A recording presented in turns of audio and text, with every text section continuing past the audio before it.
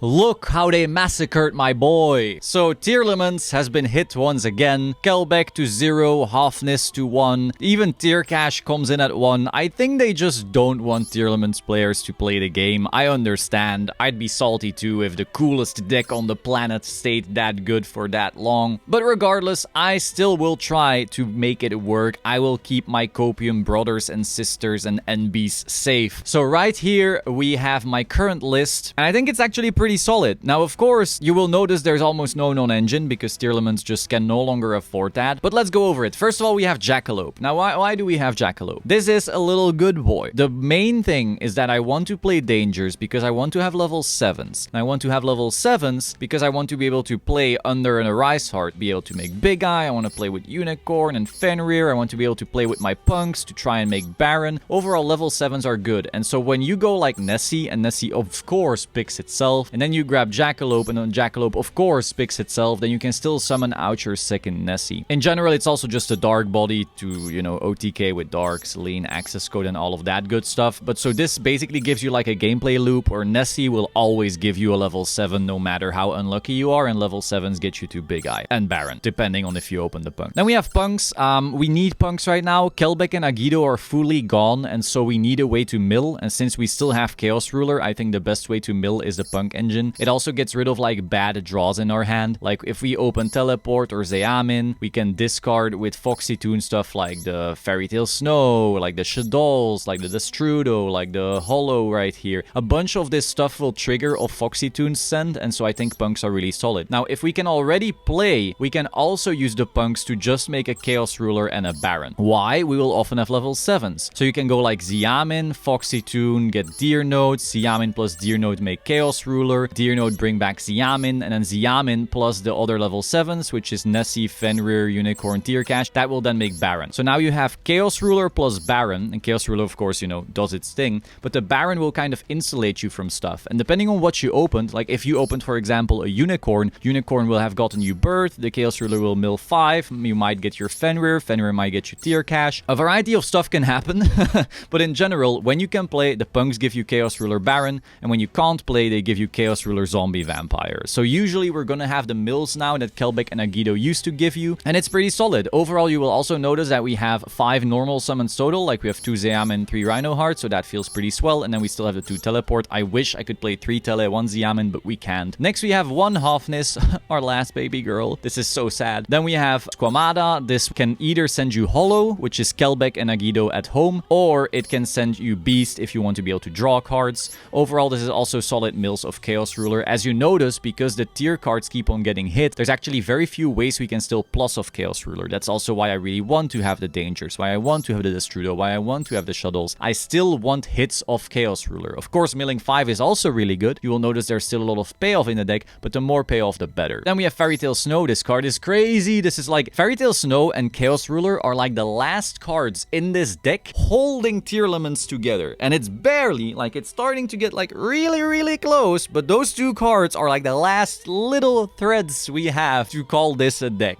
Then we have 2 Sharon, of course, absolutely crazy good starter. Then we have a triple Rhino Heart. A Rhino Heart, of course, is still a confirmed Kid Kalos. Now, I know that when I made a video with our current Tearlaments world champion, Quantal, he was making this Danger Curious deck with Seamare and so forth. And while I like that, I think I really want to go for the Kashtira cards a bit more now, because there's going to be Kashtira on the ladder, and we can literally not play under a Rise Heart if we go for the Seamare line. So that's why I'm playing Rhino Heart. It's still a good starter, it's still a good mill, but I'm not fully committing to the Kid Kalos when there's still so much potential Kashtira around. Next, we have our 2 Shufflers. Still incredible cards, you still need to run them. If we see only Kashtira on ladder, these are out, but if we see Pearly on ladder, these are still great. This is also awesome to chain block with on their Happiness, little trick. And we have Shadow Beast, again, Shadows to make Winda, but also just great mills in general, also pay off for Chaos Ruler. Then we have Deer Note, the only real brick in the deck, I want to say. Oh no, and Hollow. Yeah, so Beast as well, sorry. There's a little more bricks. We have Beast, Deer Note, and Hollow as actual bricks, but at least those are like still good mills, whereas Deer Note is a true brick. This is the worst card in the deck, but it's required in order to do the Chaos Ruler and so forth plays. Then we have Destrudo. Even when you don't open Punks, milling Destrudo will at least give you access to Baron because of all the level 7 plays we have, which is really solid. Then we have 2 Danger Nessie. Again, Danger is just great to make level 7 stuff. Also works under a Rise Heart, which can can be pretty important. 2 Fenrir. This is the best thing ever to mill when you already opened your unicorn, because then, you know, unicorn, bird, get back your Fenrir and get like infinite value. Then we have triple unicorn because we want to always open this. I'm even going as far as to say that we need to play Raid Salt just to open this, because that way we at least have mill payoff again. Then we have 1 tier cash. Oh, this card is so important. I wish we had more. If we had 3 tier cash, I think this would have actually been a real deck. Now it's like semi-copium, but I still think it's like the best way to actually play tier right now. Then we have triple kaiju. So the thing is that the kaiju is aqua, meaning it's useful to make Kaleido hard now that we're starting to run out of aquas. Note that Nessie is also aqua though. But also really importantly, kaijus are really good right now. The 2 best decks are Kashtira and Pearly. So running 3 of this is like the good non-engine. I know that it's very little non-engine. I don't feel great about it either, but at least it is non-engine. It outs a Rice Heart and Noir, and then we can play. Then we have Foxy Tune. So Foxy Tune, if you open it, isn't too bad because it can get rid of your bricks and then gives you Xiamin, and then Xiamin can make your Baron, which is really solid still. But of course, ideally we open actual P.U.N.K combo. Then we have Hell Shuttle Hollow. So this is Kelbeck or Agido at home. It's bad,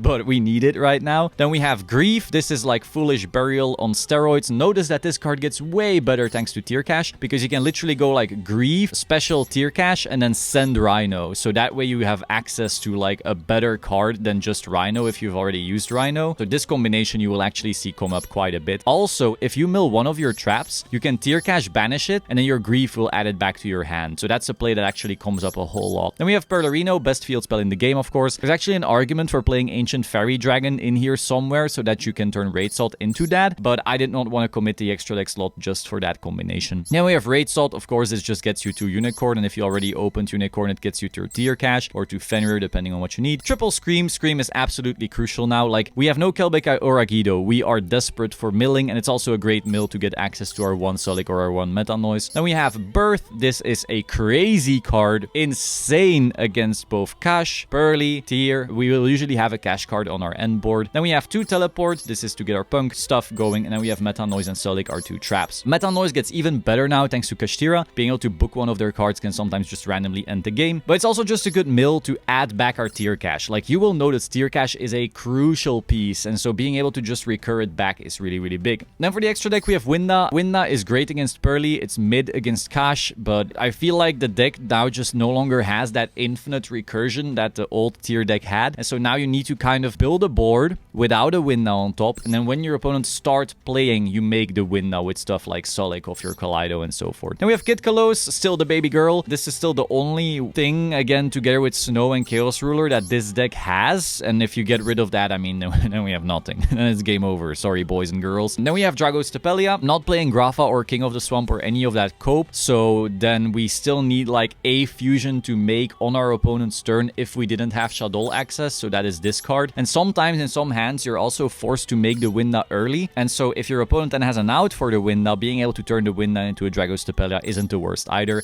We have Rule Kalos, which is, you know, the fusion we can make the most reliably because we're usually going to get to Kid Kalos. So it's like Kid into Rule or Kid into Kaleido, depending on what happens. Then we have Kaleido, of course, the big strong thing. We have Chaos Ruler. This is our mill and our plus and our everything. This plus Snow and Kid, again, threats keeping the deck together. We have Baron. This is absolutely crucial, especially good because we only have 1 Perler Rhino, so very often if you make Kaleido, you don't actually have a way to send it to graveyard, to send Scream from deck to grave to get Solic back to hand. So being able to go Baron, pop your Kaleido, send Scream, and come back to then get access to Solic or Meta Noise is really important, assuming you didn't go through Kid Kalos, that is. Then we have Abyss Dweller. I mean, are people still coping on tier? Probably not. There's probably an argument that we could cut this for maybe the Zeus or maybe the Arise Heart for if your opponent activates a Rise Heart. Honestly, you know what? If you left early, too bad for you. But if you're still here, you now know that this list is actually better. I think Fog Dweller. No one's still coping on this deck except for you and me. So we cut that for a Rise Heart because this way, if our opponent activates Shangri-Ira,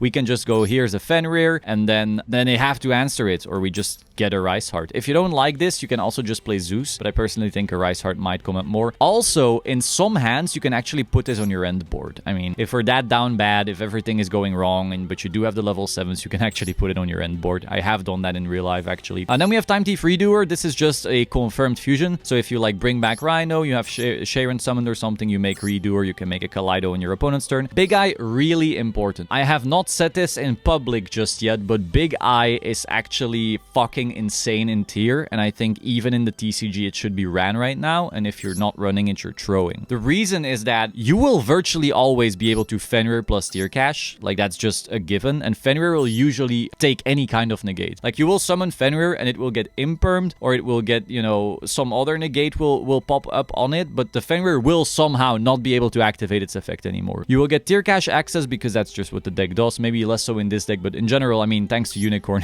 you will be able to make Big Eyes. Then you overlay Fenrir plus tier cash into Big Eye. You take something from your opponent. Then that something of your opponent is Big Eye plus the something into Dark. Then Dark. Grab something from your opponent's grave, which is always, every deck runs Darks except for Cash, okay? I mean, if you big-eyed Cash, they're dead anyway, but you know, any other deck. So you you took something from them, your Fenrir already baited something, you go into Dark, you grab something from their grave, you make Selene. Now, Selene needs a spellcaster in grave. And where is the spellcasters? I mean, you could argue Fairy Tail Snow and Shaddolls and so forth, but no, I want free spellcaster, but guess what? Fucking Big Eye is a spellcaster. So then you Selene, grab Big Eye from your graveyard, and then Selene plus the Big Eye makes an access code. This means that any 2 level 7s is an access code. And it's not just an access code, it's an access code that already stole a monster through Big Eye. So any 2 level 7s is steal a monster plus access code. And that is fucking insane. The amount of games I've won of that interaction alone is insanity. And so the more Kashtiras and level 7s you play, which I play like a lot. I play the Dangers, I play Fenrir, I play Tier Cash, I play Unicorn, I play Raid Salt, I play Birth. Like I'm gonna make fucking Big Eyes. Then you just access code. So then it's any fusion resolving to make a ruler or a Kaleido, or your Chaos Ruler resolve. Anything resolves ever, you have OTK. Because that access code is 5,300 thanks to the Selene. And you didn't have to activate, you know, any extension. Just 2 level 7s plus any play is 8,300. That's why Big Eye is absolutely crazy. Then we have a Rise Heart. This is just for the play where if you know, special summon a Kashtira after they Shangri Irod you. But what you can also do is just make it hard with Unicorn, Tier Cash, Fenrir, or if you open Nessie, then you can keep Fenrir on your end board. Sometimes if you opened Unicorn plus Fenrir, you could even special Unicorn normal Fenrir, you know, start on playing, and then Birth might get you back like your other Fenrir, and then you can Tier Cash, and then Unicorn Tier Cash plus Fenrir 1 is the Arise Heart, and then the second Fenrir is still on your board. I've done that actually like a lot, because I was playing Cash Tier in Kashtira format, and so that was the only way to still be able to play a little tier. Then we have Zombie Vampire. This is only for with punks. And then we have the Dark Selene access code line. This is just like incredible to OTK. If you're under Dweller, you don't have access to fusions because we only have 2 names anymore. Maybe people even DD Crow or something like that. Like just being able to do this line is crazy. Also, we play a lot of spellcasters. Like Shadow Beast is a spellcaster, Squamata is a spellcaster, Fairy Tail Snow is a spellcaster. This is a Fiend, sadly, but you know. And again, like I said, the Big Eye line is also a spellcaster, so access code. And then finally, Underworld Goddess. There's some Pearly players that still live in the fantasy world where they can just sit on Noir and never activate it, so they will get hard punished by Goddess at that point. So this is the list, and now let's try and do a combo.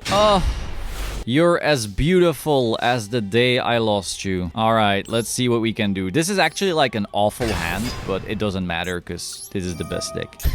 So we're gonna get our Birth. Alright, now we're going to activate Birth. We're going to activate Scream. We're going to activate Grief. We're going to Tier Cash. And this is actually really funny. We can send Unicorn because they're the same type. So then we're going to activate Tier Cash, and we're going to activate Scream. That's right.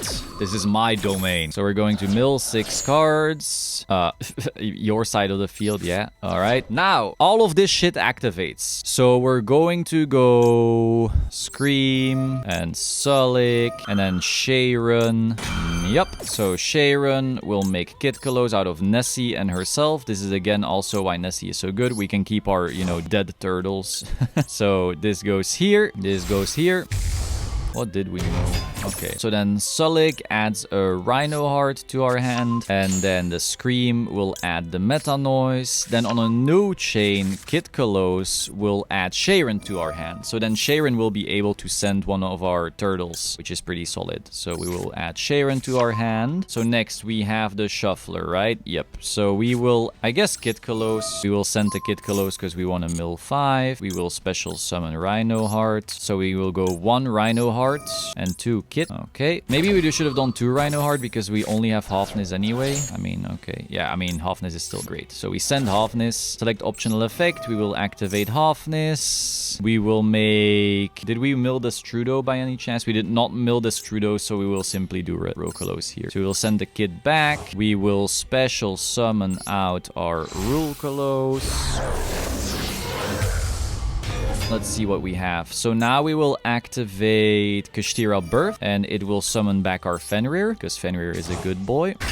And he will thin the deck a little. We will just get another Fenrir. It doesn't really matter. Yep. And now we will activate Sharon, getting rid of... Oh, we should have put Rulkolos in the other zone, actually, because if we now mill the Strudo, we're going to feel sad. So now we make a Redoer out of Sharon and Rhino Heart. Yep.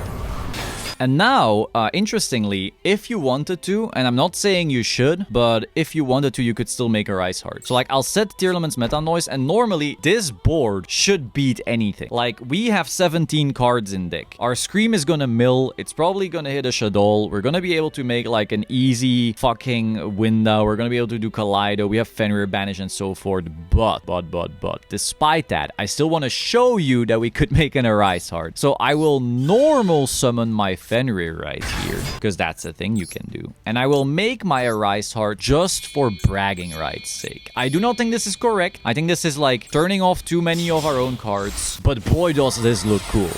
You know, you just have to admit that this looks pretty fucking cool. This is a cool looking board. But it does turn off our Meta Noise because, you know, we will no longer get a free Fusion. We will no longer get, you know, a free Kaleido with Redoer. So, like, this is a weaker board, but it's really cool. So that is all for today. I hope you found this very interesting. Again, this is the deck I will probably be coping on. Tearlaments is one of my favorite decks of all time. I do not like Ishizu cards, but this is cool. Sure to like, comment, subscribe, and I will see you soon. Ciao.